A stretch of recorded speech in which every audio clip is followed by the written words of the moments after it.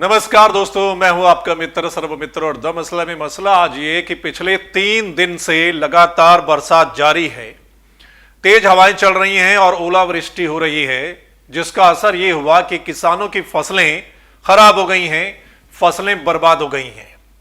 हरियाणा के ज्यादातर जिलों में ये बरसात ओलावृष्टि हुई है। हरियाणा के साथ साथ राजस्थान के कई जिलों में, यूपी के कई जिलों में और पंजाब के कई इलाकों में ये बरसात और ओलावृष्टि हुई है, जिससे किसान की फसलें जो हैं वो खराब हो गई हैं। अब किसान इसके लिए सरकार से मुआवजे की मांग कर रहा है। हम आपको कुछ तस्वीरें दिखाते हैं दोस्तों।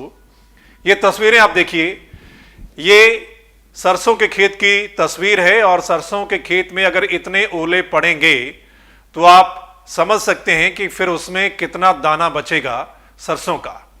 मतलब तकरीबन 50 से 75% नुकसान यहां पर दिखाई दे रहा है सरसों के खेत में। ये जो ओले पड़े हैं और तेज बरसात का असर दिखाई दे रहा है। ये आगे आप देखिए, ये गेहूं की फसल देखिए। गेहूं की फसल जो है ये बरसात से और तेज हवा से, ओलों से एक तरीके से बिछ गई है, लेट गई है। तो इसमें भी आप समझ सकते हैं गेहूं में भी दाना है और आगे फसल पकने वाली है। तो ऐसे में अगर ये बेमौसमी बरसात आती है तो आप समझ सकते हैं कि इसका कितना असर होगा उत्पादन पर।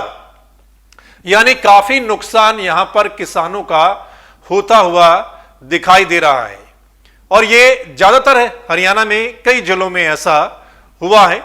अब क्या है कि किसान इसके लिए सरकार से मांग कर रहे हैं कि ये जो इतना भारी नुकसान हुआ है इसका मुआवजा उन्हें दिया जाए। हालांकि खबर यह भी है कि सरकार की ओर से, यानी हरियाणा के कृषि मंत्री की ओर से ये ऐलान किया गया है कि गिरदावरी करवाकर मुआवजा किसानों को दिया जाएगा। वही खबर राजस्थान, यूपी और पंजाब से भी है कि वहां पर भी गिरदावरी करवाकर मुआवजा दिया जाएगा। लेकिन हमारी भी सरकार से एक अपील है कि इस वक्त जब फसल पकने वाली है, सरसों की फसल को नुकसान हुआ है, गेहूं की फसल को नुकसान हुआ है, आलू की फसल को नुकसान हुआ है, जौ की फसल को नुकसान हुआ है और कई फसलें हैं।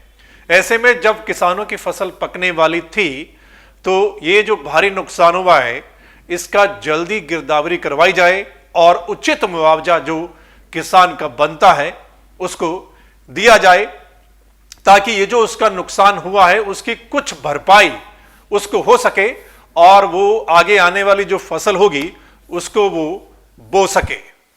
दरअसल क्या है कि किसान हमेशा रिस्क में रहता है। किसानी जो है आजकल रिस्क बन गई है।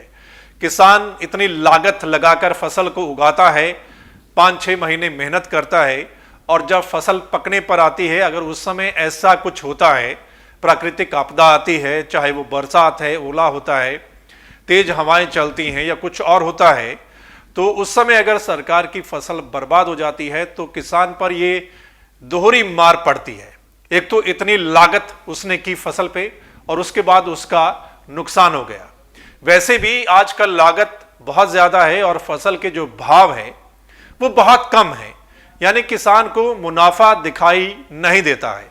सरकार कह रही है कि 2022 तक हम ये डबल कर देंगे जो मुनाफा है, लेकिन अभी सरकार इंतजार कर रहा है, वेट कर रहा है कि ऐसी कौन सी स्कीम है, सरकार क्या लेकर आने वाली है कि अभी आगे 2 सालों में मतलब उसका जो मुनाफा है वो दुगुना हो जाएगा।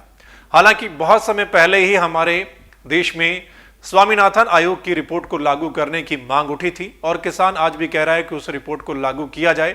किसान की सिर्फ एक डिमांड है कि लागत को घटाकर जो भाव है वो बढ़ाया जाए ताकि किसान को कुछ मुनाफा हो। बाकी वो सारी चीजें सहन कर लेगा, लेकिन उसका फसल का मोल अच्छा मिलना चाहिए और लागत कम होनी चाहिए ताकि किसान को कुछ बच सके।